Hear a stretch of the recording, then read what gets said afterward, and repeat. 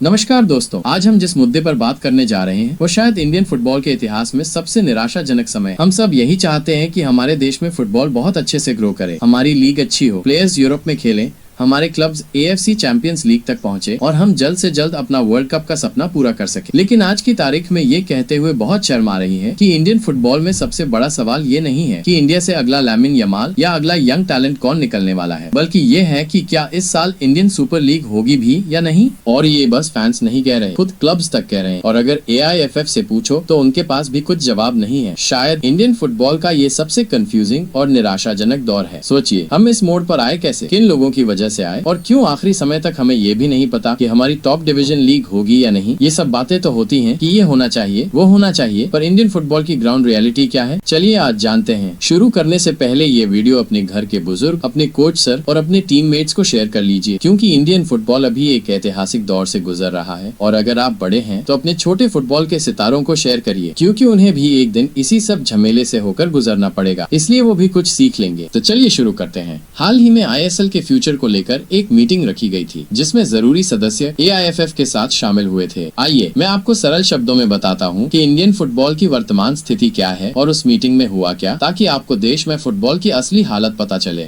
मान लीजिए इस बार IPL न हो, मतलब सीधी बात है कि ऐसा हो ही नहीं सकता।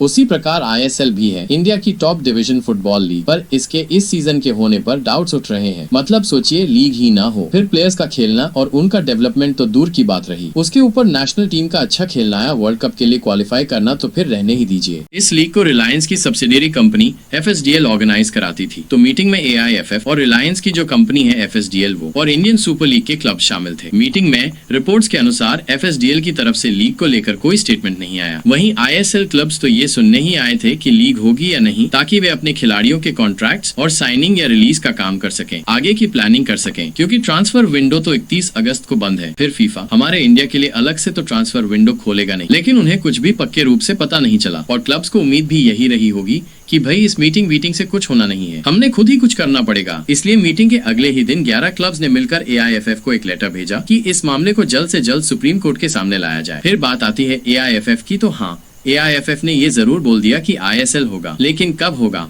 कैसे होगा, इस पे कुछ नहीं बोल पाए। और दूसरा अपडेट है कि ऐसा बोला गया है सुपर कप पहले होगा और जो नॉर्मल लीग होती है वो बाद में शुरू होगी। लेकिन यहाँ पे भी एक ट्विस्ट है कि अगर लीग नहीं होती है तो क्लब्स बस कुछ दिनों के सुपर कप के लिए नए प्लेयर्स साइन करने में भी हिचकिचाएंगे। और हाँ, उसके ऊपर से ये भी कंफर्म नहीं है कि जो लीग होगी वो ISL ही होगी या कोई नई लीग। और वैसे देखे तो ये प्रॉब्लम कोई छोटी सी नहीं है, क्योंकि अगर इस सीजन का ISL नहीं हुआ तो फीफा से सैंक्शंस भी लग सकते हैं। दोस्तों, हालात इतने खराब है कि कई ISL क्लब्स ने अपने सीनियर टीम के खिलाड़ियों, कोचेज और स्टाफ की सैलरी तक रोक दी है। मतलब उनके कॉन्ट्रैक्ट हैं पर सैलरी नहीं मिल रही। क्लब्स अपने फॉरेन प्लेयर्स को ये सलाह भी दे रहे हैं कि अगर उनके पास कहीं और से ऑफर आ रहा है तो वे जा सकते हैं, क्लब उन्हें नहीं रोकेगा। इससे आप इंडियन फुटबॉल की दुर्दशा का अंदाजा लगा सकते हैं। मतलब सोचिए हम किस ओर जा रहे हैं। कुछ क्लब्स का तो यहाँ तक कहना है कि इंडियन सुपर लीग हो ही ना, ऐसी भी संभावना है। अगर ऐसा होता है तो इंडियन फुटबॉल के इतिहास में इससे बुरा कुछ नहीं हुआ होगा। ये एक ऐतिहासिक मोमेंट चल रहा है। कुछ दिन पहले खबर आई थी कि खालिद जमील भारत के नए कोच होंगे। वो खबर भी अब जाकर सच हुई है, क्योंकि पहले कॉन्ट्रैक्ट के लिए मंजूरी नहीं बैठ रही थी। खालिद जमील चाहते थे कि उन्हें 3 साल का कॉन्ट्रैक्ट दिया जाए, लेकिन AIFF बस AFC एशियन कप क्वालिफायर्स तक के लिए कॉन्ट्रैक्ट देना चाहता था कि अगर जमील इंडिया को क्वालिफाई करवाएंगे तो पूरा कॉन्ट्रैक्ट दिया जाएगा, नहीं तो नहीं। जामिल अब नेशनल टीम का ट्रेनिंग कैंप शुरू करेंगे। अभी 29 अगस्त से कफा नेशंस कप होने जा रहा है, जिसमें इंडिया गेस्ट टीम की तरह पार्टिसिपेट करने वाला है। जामिल का नेशनल टीम के साथ पहला असाइनमेंट यही होगा। इंडिया को बहुत सालों बाद एक देसी कोच मिल रहा है। खालिद जामिल सर की स्टोरी भी बहुत इंटरेस्टिंग रही है। आप उन्हें बिल्कुल इंडिया का होसे मोरिनियो बोल सकते हैं। खालिद जामिल सर पर एक डिटेल डॉक्यूमेंट्री आपको इस चैनल पर जल्द ही मिल जाएगी। अब वापस टॉपिक पर आते हैं। हमारी इंडियन फुटबॉल की गाड़ी ना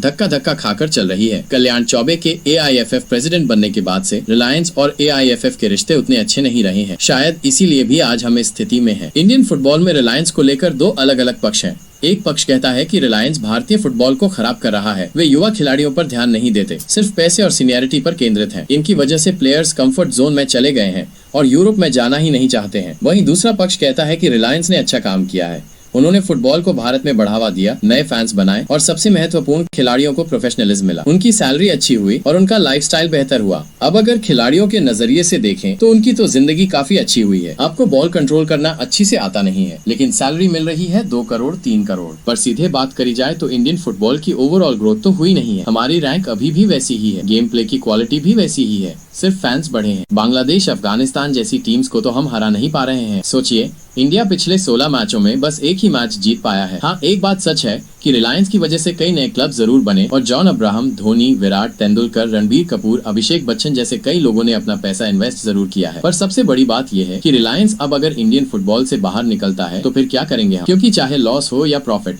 FSDL जो कंपनी है रिलायंस की, वो AIFF को हर साल 50 करोड़ रुपए देती थी और लीग खुद अपने हिसाब से चलाती थी। ऐसा एग्रीमेंट में था जो 2010 में 15 साल के लिए साइन हुआ था हमारे फेडरेशन AIFF और कंपनी FSDL के बीच। पर अब आ गया है 2025, 15 साल तो हो गए पूरे। अब आगे क्या होगा? क्योंकि कंपनी तो बिल्कुल मना कर रही है कि 50 करोड़ जितनी कमाई तो हमारी हो ही नहीं रही इस लीग को चला के, उल्टा हमें इसके ऊपर और घाटा हो रहा है। हाँ, FSDL के द्वारा एक नई लीग फॉर्मेट का प्लान जरूर सामने लाया गया है। अब यहाँ आगे क्या क्या हो सकता है, इस पे बात करते हैं। लगभग सभी ISL क्लब्स अपनी सीनियर टीमें बंद कर सकते हैं। 3 क्लब्स ने तो अभी से ही अपने सभी ऑपरेशन सस्पेंड कर दिए हैं। एक और बुरी खबर है कि सिटी फुटबॉल ग्रुप भी मुंबई सिटी FC से पुल आउट करने वाले हैं। ऐसी रिपोर्ट्स आ रही हैं। यहाँ तक कि गोयनका सर और इमामी भी पुल आउट कर सकते हैं। अब आप सोचिए, जिस ISL को इस मुकाम तक लाने में 11 साल लग चुके हैं, वो पूरी प्रोग्रेस एकदम से बस ऐसे ही ठप पड़ सकती है। अब AIFF के लिए सबसे बड़ा सवाल ये बनता है कि अगर आपको रिलायंस के साथ काम ही नहीं करना था या नए कॉन्ट्रैक्ट पर बात नहीं बन रही थी, तो आपको अभी तक प्लान B सोच लेना चाहिए था और उसके हिसाब से तैयार रहना चाहिए था। लेकिन आप दोनों ही चीजों में फेल रहे और आज हमारी नाव पूरी तरह डगमगा रही है। इस वजह से काफी विदेशी खिलाड़ी हमारी लीग को छोड़कर दूसरे देशों की लीग में जा चुके हैं। मतलब पूरा इंडियन फुटबॉल एक आपदा की ओर बढ़ रहा है और ये कोई छोटी बात नहीं है। इसके लिए हम किसे जिम्मेदार ठहराएंगे? हमारे प्यारे प्रेसिडेंट साहब का मानना है कि लोग उन्हें दोषी ठहराते हैं, छोटी छोटी बातों के लिए उन्हें ही बोलते हैं और उनकी तो कोई गलती ही नहीं है, वो तो रिस्पॉन्सिबल ही नहीं है इस सब झमेले के लिए। पर है या नहीं, ये सवाल मैं आपके लिए छोड़ता हूँ। इंडियन फुटबॉल की कमान और लगाम किसके हाथ में है? मतलब डिसीजन मेकर कौन है? जो चीजें हो रही है और जिस स्थिति में इंडियन फुटबॉल पहुँच गया है, अब तो डूबने ही वाला है। उसके लिए डिसीजन लेने का काम किसका है? और अगर आप इस डाउनफॉल के जिम्मेदार नहीं, क्योंकि हो सकता है चीजें पहले से खराब हो, तो कम से कम इंडियन फुटबॉल को आगे बढ़ाने का काम तो था ही आपका, वो तो बिल्कुल भी नहीं किया आपने। और वैसे इससे बेहतर मैनेजमेंट तो लोकल के टूर्नामेंट्स में होता है। हमारे कोच सर लोग इससे बेहतर लीग चला लेते हैं, इससे बेहतर मैनेजमेंट कर लेते हैं। तो इस हिसाब से तो आपने इस्तीफा दे देना चाहिए। अगर आप यहाँ तक वीडियो में रुके हैं तो आप बिल्कुल फुटबॉल के एक सच्चे फैन हो, इसलिए कमेंट्स में अपने विचार जरूर लिखिए। आप क्या सोचते हैं, कौन जिम्मेदार है और अब क्या करना चाहिए?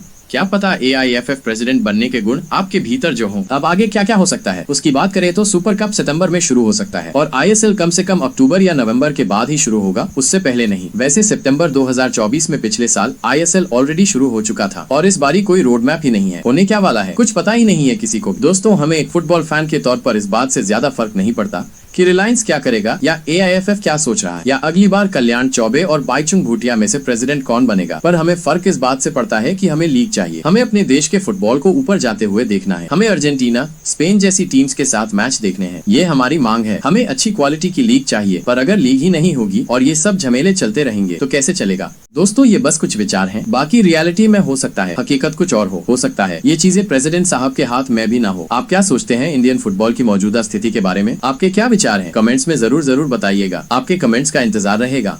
फिर मिलेंगे।